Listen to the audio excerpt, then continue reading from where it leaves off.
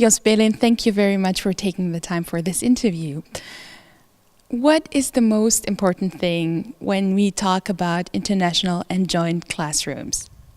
For me, the most important thing would be that they enable students who are not mobile, who stay in their home university, to experience working and studying together with other students. So those would be incoming international students into the international classroom, or having online interactions with students abroad.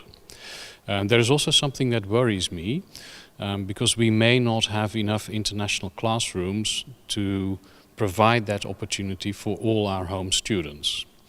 And that's why I think the combination of having both international classrooms and joint classrooms, as you call them, is really important. When designing international classrooms or redesigning existing ones, what is the most important thing that one should remember to do or look at? The single most important thing would be to focus not only on the product that students produce, but also the process. Because that really adds value to an international classroom, that it's a collaborative process with students from different backgrounds, different countries.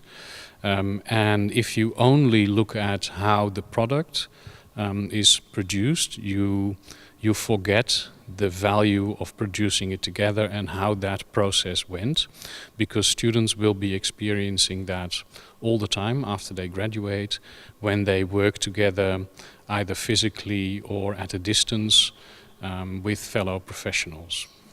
So I would say not only the product, but definitely also the process. What is your vision for internationalizing learning outcomes?